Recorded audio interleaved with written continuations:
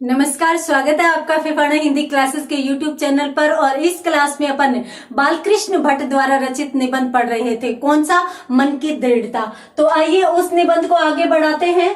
अपन पढ़ रहे थे बालकृष्ण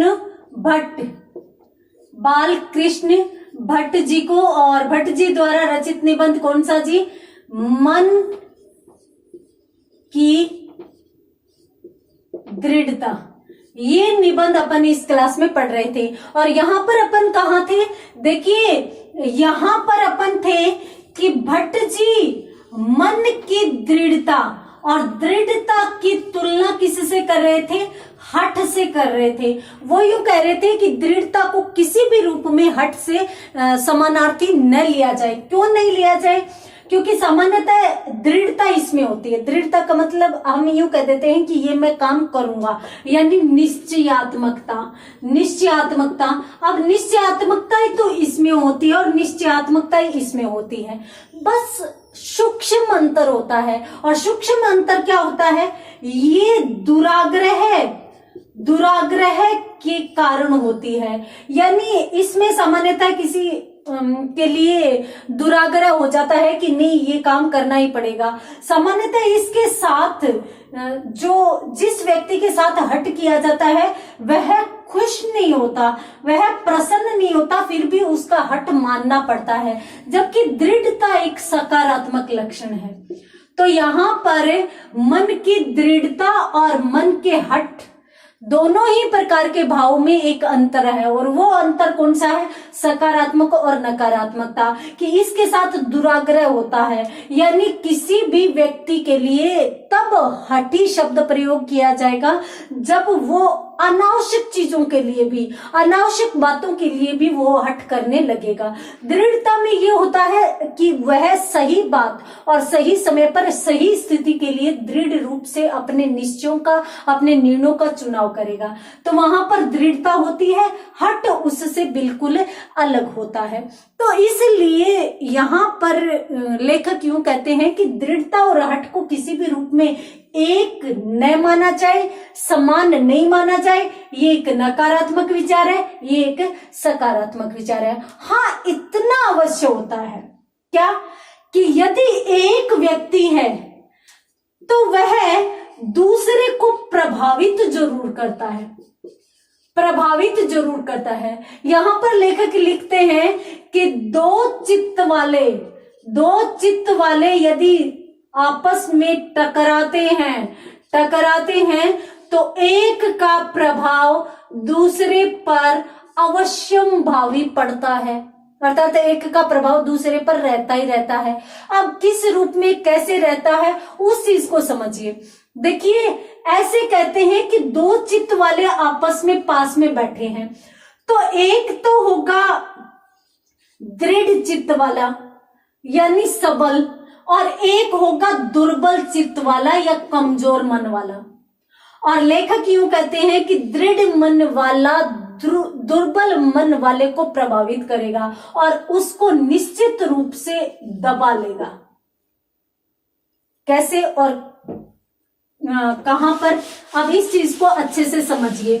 अब इस चीज को अपन समझेंगे तो देखिए, एक दृढ़ मन वाला व्यक्ति है और एक है दुर्बल मन वाला व्यक्ति। ठीक है, दुर्बल मन वाला, ये दोनों आपस में पास में बैठे हैं। ठीक है, अब यहां पर दुर्बल मन वाला यूं कहता है कि मुझे सेब बहुत पसंद है। अब इसने कहा कि मुझे सेब बहुत ज्यादा पसंद है और मैं सेब बहुत खाता हूं। अब जैसे इसने ये बात की तो दृढ़ मन वाला है, वो केले का समर्थक है और वो केले बहुत खाता है, उसको केले बहुत ज्यादा पसंद है। उसने झट से कह दिया, तू सेब खाता है? सेब में कोई टेस्ट तो होता ही नहीं है।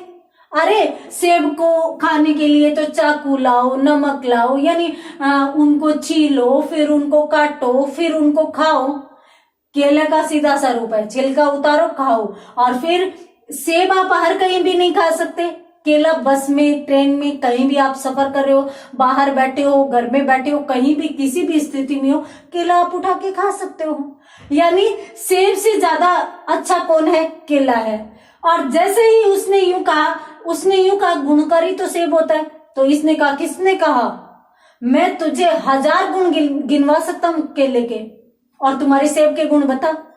अब जैसे ही इसने दृढ़ता के साथ ये कहा कि मैं केले के 1000 गुण गिनवा सकता हूं, वैसे ही दुर्बल मन वाला थोड़ा सा दबा और फिर उसने केले का समर्थन शुरू किया। और केले का समर्थन कुछ इस प्रकार से शुरू किया कि जब ये दोनों आपस में खड़े हुए तो दुर्बल मन वाला यूं सोच रहा था कि आज के बाद मैं भी केले ही खाऊंगा, आज के बाद मैं भी केले ही लेकर आऊंगा। अब यहाँ पर आप मुझे ये बताइए कि ये सेब खा रहा था, इसने इसे सेब खाने से मना करके क्या खिलाने की कह दी? केला खिलाने के लिए कह दिया। अब केला खाने के लिए वो मान रहा है, सेब खाना ये छोड़ना चाह रहा है। तो यहाँ पर ये बताइए कि ये चीज उपकारी हुई या अनुपकारी हुई? तो लेखक कहते हैं कि सामान्यतः यदि दृढ़ मन वाला दुर्बल मन वाले के पास बैठेगा तो वो कभी भी उपकारी सिद्ध नहीं होगा। तो इसलिए कभी भी इस प्रकार की स्थिति नहीं बननी चाहिए। अर्थात दृढ़ मन वाले कभी भी दुर्बल मन वालों के लिए सही सिद्ध नहीं होते, उपकारी सिद्ध नहीं होते। जबकि लेखक यूं कहता है कि असर हमेशा होता है। कभी भी आप देख लेना, ऐसा होगा ही नहीं कि असर होगा ही नहीं। यानी यदि ये सोच कर आए ना कि मैं मेरे ऊपर दूसरे का असर नहीं होने दूंगा, तो भी ये मतलब सफल ही नहीं होगा। ये सोच कर आएगा तो भी ये प्रभावित हो जाएगा। ये भी यदि सोच कर आएगा कि मैं किसी का बुरा नहीं चाहता और मैं भी किसी को प्रभावित करके और मेरी गलत प्रवृत्तियों की तरफ आकर्षित नहीं करूंगा, अगर ये भी सोच कर आए तो भी संभव नहीं है। क्यों संभव नहीं है? क्योंकि प्राकृतिक नियम कहता है, प्रकृति का नियम यूं कहता है कि दो लोग यदि पास में बैठेंगे तो वो एक दूसरे से प्रभावित होंगे, एक दूसरे को प्रभावित करेंगे। और इसके लिए लेखक उदाहरण देते हैं कि यदि दो पेड़ आपस में पास हैं तो वो भी एक दूसरे से प्रभावित होंगे। आपने देखा होगा कि बिल्कुल नजदीक नजदीक पेड़ लगा दो, किसी का विकास नहीं होगा। यहां तक कि लेखक तो यूं कहते हैं कि एक लकड़ी का टुकड़ा आप डालो, लकड़ी का टुकड़ा, और किसके पास डालो? पत्थर के पास। कहते हैं कि पत्थर के पास पड़ा वो भी पत्थर हो जाएगा, वो भी पत्थर हो जाएगा। और अगर सामान्यतः अपन इसको समझने के लिए भी अगर अपन अलग प्रकार का उदाहरण लेके भी अपने को ये चीज याद नहीं हो रही है तो याद करने के लिए आप यूं समझ लो कि लकड़ी के पास पत्थर रख दिया। अब लकड़ी वहां पर पड़ी है, कुछ दिनों तक पड़ी है, तो उसमें दिमक आ जाती है तो वो खा कर उसको पत्थर बना देती है। अपन यूं तो सोच ही नहीं सकते, अपने को ये चीज तो पता नहीं है कि लकड़ी काफी टाइम तक पत्थर के पास रहेगी, वो पत्थर बन जाएगी। परंतु अपने को इतना तो पता है कि लकड़ी मिट्टी तो जरूर बन सकती है, तो उसको उस चीज में रख कर याद कर लो। तो इसी प्रकार से लेखक यूं कहता है कि यदि लकड़ी भी पत्थर के पास पड़ी रहती है तो वो भी पत्थर बन जाती है, क्योंकि पत्थर दृढ़ होता है, ये कमजोर होती है, तो इसका असर इस पर, यानी दृढ़ मन वाले का दुर्बल मन वाले पे असर होता है। साथ साथ लेखक यूं कहते हैं कि चाहे दो पेड़ हो, चाहे दो खान हो, आपस में उनका भी आपस में एक दूसरे पर असर होता है। और लेखक दोनों का ही उदाहरण देते हैं कि जिस प्रकार से लकड़ी पत्थर के पास रहकर पत्थर बन जाती है, उसको अंग्रेजी में फासेल भी कहते हैं। इस प्रक्रिया को लकड़ी के पत्थर बनने की प्रक्रिया को फासेल कहते हैं। और कि दो खानों की बात बता रहे हैं कि देखिए दो खान पास में है, एक खान तो छोटी है और एक खान है वो बड़ी है, और जो दो खाने पास में है, एक छोटी और बड़ी, तो कहते हैं कि बड़ी वाली खान काफी समय बाद छोटी वाली को लुप्त कर देगी। छोटी वाली को लुप्त करने का मतलब वो अपना विस्तार करेगी और उसको स्वयं में मिला लेगी, और इसका अस्तित्व ही समाप्त हो जाएगा, बस एक खान रहेगी मात्र बड़ी। और लेखक कह रहे हैं कि ये चीजें देखी समझी जानी हुई है। अर्थात प्रकृति का नियम भी जब ये कहता है कि एक बड़ी चीज छोटी को अपने में मिला लेती है, एक कठोर चीज कोमल को अपने में मिला लेती है, तो एक दृढ़ मन वाला दुर्बल मन को प्रभावित करेगा। ये अवश्यंभावी है और ये सार्वभौमिक सत्य है, लेखक ये कहता है। तब लेखक यूं कहता है कि देखिए, अगर ये बात सत्य है तो दृढ़ मन वाला दुर्बल मन वाले के लिए कभी भी सकारात्मक नहीं हो सकता, कभी भी उपकारी नहीं हो सकता। तो इसलिए हमें प्रकृति के इस नियम को ध्यान में रखते हुए और मन की दृढ़ता के लिए हमेशा सजग रहना चाहिए। और अपन देखते हैं कि सामान्यतः आजकल स्कूलों में बच्चों को जब पढ़ाया जाता है तो बच्चों के सेक्शन बांट दिए जाते हैं ABC, और उसमें इस प्रकार से सेक्शन बांटे जाते हैं कि जो प्रतिभाशाली बच्चे होते हैं वो A सेक्शन में, उससे कम वाले B में। इस प्रकार की व्यवस्था भी आजकल कुछ स्कूलों में की जाती है। तो वहां पर मानसिक स्थिति के आधार पर बच्चों का वर्गीकरण शायद कुछ इसीलिए ही किया जाता है। तो यहाँ पर लेखक मन की दृढ़ता के सभी पक्षों पर विचार करते हुए और निबंध का अंत करते हैं। परंतु यहाँ पर मैं आपको महत्वपूर्ण बिंदु जो शुरू से लेकर अंत तक लेखक ने जिन विषयों पर चर्चा की है उनको मैं मोटे तौर पर फिर से आपको बता देती हूँ। देखिए, सर्वप्रथम पहला पैराग्राफ है ना, उसमें लेखक कहते हैं कि मन की दृढ़ता होती क्या है, अर्थात मन की दृढ़ता क्या होती है, एक उत्तम धर्म होती है और इसके साथ साथ एक प्रशंसनीय गुण होती है, प्रशंसनीय गुण होती है। पहला पैराग्राफ सिर्फ इसी विषय पर चलेगा। लेखक क्यों कहता है कि ये उत्तम धर्म होता है और ये एक प्रशंसनीय गुण होता है। तब उसके इसी बात पर और लेखक ये प्रश्न भी उठाते हैं कि ये विषय लेने का उद्देश्य क्या है, अर्थात हमने ये विषय क्यों लिया। तो फिर लेखक यूं कहते हैं कि ये चीज अपनी समझी हुई है कि हमने ये विषय इसीलिए लिया कि जो इस गुण को धारण करने वाले हैं उनके प्रति सहानुभूति हो जाए, और यदि किसी में नहीं है तो यदि अपन इस पर विशेष चर्चा करेंगे तो शायद कोई प्रभावित होकर इस गुण को अपनाने का प्रयत्न करे। तो इस प्रकार से इसमें सिर्फ अर्थ और उद्देश्य दो चीजों के बारे में बात होती है पहले पैराग्राफ में। दूसरा पैराग्राफ कौन सा आता है जी? दूसरा पैराग्राफ आता है गदहा पीटन घोड़ा होती।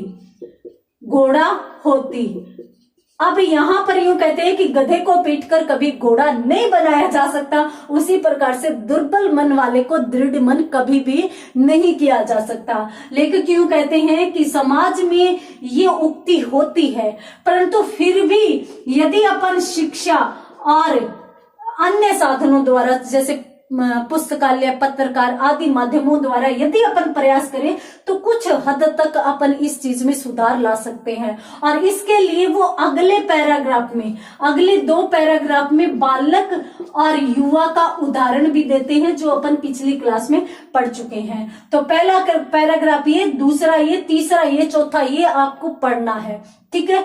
यहाँ पर हालांकि पैराग्राफ में यदि देखें तो शिक्षा और इस चीज की बात आ जाती है, तो उसके बाद अभ्यास वाली बात आती है। और गदहा पीट न घोड़ा होती में लेखक यूं कहते हैं कि सामान्यतः हम इतना तो कर देंगे, माना कि गधे को पीटकर घोड़ा नहीं बनाया जा सकता, फिर भी जो कमजोर मन वाले लोग हैं उनको हम 10 कमजोर मन वाले और 10 दृढ़ मन वाले 20 लोगों के बारे में बताकर और उसे हम ये एहसास तो करवा सकते हैं कि तुम कहाँ हो और तुम कौन हो, तुम्हें किस जैसा बनना है। अब उसकी बुद्धि रूपी लैंप के सामने अपन ये बात तो डाल सकते हैं कि तुम्हें क्या करना चाहिए, उसके बाद अगले की मर्जी है कि वो क्या करे क्या नहीं करे। उसके बाद यूं कहते हैं कि फिर बात आती है कि जिनके बारे में अपन ये बात कर रहे हैं तो वो कुछ लोग ऐसे हैं कि प्रयास, उनके दिमाग में ये बात घुस जाती है, दिमाग में बात आ जाती है, तो कुछ लोग अभ्यास व प्रयास द्वारा अपनी इस कमजोर आदत को दृढ़ आदत में या अच्छी आदत में बदल सकते हैं। और वहां पर लेखक करत करत अभ्यास ते जड़मती होत सुजान, और इसका भी उदाहरण देते हैं। साथ साथ में काव्य शास्त्री आचार्य मम्मट और आचार्य दंडी के 2 उदाहरणों द्वारा। और वो यूं कहते हैं कि देखिए, अभ्यास के माध्यम से बहुत सी चीजों को बदला जा सकता है। और वहां पर एक कवित्व शक्ति का भी उदाहरण देते हैं कि एक कवि तो ऐसा है जो जिसके पास कवित्व का गुण ईश्वर प्रदत्त है, वो हृदय से उत्पन्न भावनाओं को व्यक्त करता है, ठीक है। उसका काव्य जो है वो हृदयगत भावनाओं का प्रकटीकरण है। परंतु दूसरी तरफ ये भी होता है कि एक कवि ऐसे होता है कि अनेक लोगों की कविताएं, काव्य पढ़ कर वो प्रतिभाशाली होता है, तो वो उन चीजों से सीखते सीखते और काव्य रचना करना शुरू कर देता है। और लेखक यूं कहते हैं कि कभी कभार जिसके पास ईश्वर प्रदत्त शक्ति होती है ना, उससे भी अच्छा साहित्य वो लिख जाते हैं जिन्होंने दिमाग से सोच विचार कर साहित्य लिखा है। क्यों? क्योंकि वो सोच विचार कर गुड गुड पदों की रचना करते हैं और वो पद भी सरस प्रतीत होने लगते हैं। तो इसलिए प्रयास व अभ्यास सब कुछ कर सकते हैं। इसके माध्यम से हम प्रत्येक योग्यता को अर्जित कर सकते हैं, ठीक है। बालक युवा का उदाहरण आ गया और बालक युवा के उदाहरण के बाद और लेखक फिर उसी बात पर आते हैं। कौन सी बात पर?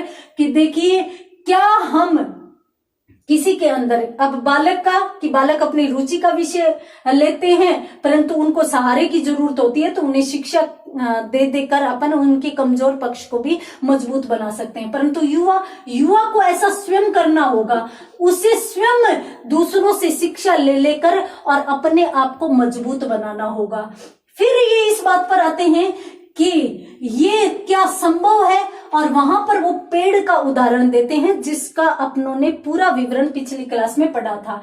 पेड़ का उदाहरण कैसे? देखिए, सामान्यतः ये जो चीजें होती है, कुछ लोग यूं कहते हैं कि अभ्यास या प्रयास द्वारा यदि दृढ़ता आ जाती है तो वो मात्र इत्तिफाक होता है, दूसरा कुछ नहीं होता।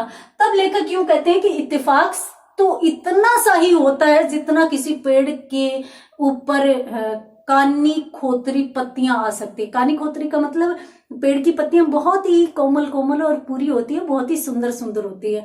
परंतु कुछ पत्तियां ऐसी होती है जो संरचना में कुछ अलग होती है, कुछ कटी फटी होती है, तो वो बहुत ही कम होती है कि जितनी पेड़ पर कानी खोतरी पत्तियां आती है ना, उतना ही ये इत्तेफाक होता है कि मनुष्य दृढ़ मन में बदल जाता है। और वहां पर वो उदाहरण देते हैं कि एक दृढ़ मन वाला व्यक्ति है और यदि अपन दूसरे को बनाना चाहे तो वो तो वही व्यवस्था हो जाती है जिस प्रकार से हरे भरे पेड़ को अपन ले जाकर कहीं और लगाना चाहिए, ठीक है। तो यहाँ पर इस चीज के बारे में बात होती है। इस चीज के बाद अपन कहां पर चले जाते हैं? दृढ़ मन और हठ में क्या अंतर होता है, और उसके बाद हठ और दृढ़ मन के अंतर को बताते हुए और फिर अपन कहां आते हैं? दृढ़ मन और दुर्बल मन के दोनों पक्षों पर अपन विचार करते हैं, जिसके बारे में विस्तृत चर्चा आज अपनों ने की है। तो आप यदि चाहें तो इसका स्क्रीनशॉट ले सकते हो। पहला पैराग्राफ ये आएगा उद्देश्य तक, और दूसरा पैराग्राफ ये आएगा, और फिर तीसरा पैराग्राफ ये आएगा, और इसी के अंतर्गत ये उदाहरण आ जाएंगे। चौथा पैराग्राफ ये आएगा, पांचवा ये आएगा, छठा ये पेड़ वाला आएगा, सातवां हट वाला आएगा, और आठवां ये आएगा। और यहाँ पर दुर्बल और इसके साथ ही इसी पर चर्चा करता हुआ अंतिम पैराग्राफ में लेखक निबंध की समाप्ति करता है। अब मैंने पैराग्राफ से ये चीज क्यों बताई है? क्योंकि सामान्यतः यदि आपको निबंध में विषयगत विभिन्नता पूछ ले या मूल विषय पूछ ले तो आपको इस प्रकार से ये पॉइंट बनाकर और इसका उत्तर कर देना है। उम्मीद करती हूँ ये निबंध आपको बहुत अच्छे से समझ में आया होगा। बालकृष्ण भट्ट द्वारा अत्यंत रोचक और व्यंग्यात्मक शैली में लिखा गया निबंध। तो यहाँ पर ये निबंध पूरा होता है। अगली क्लास में अगले टॉपिक के साथ, तब तक के लिए धन्यवाद।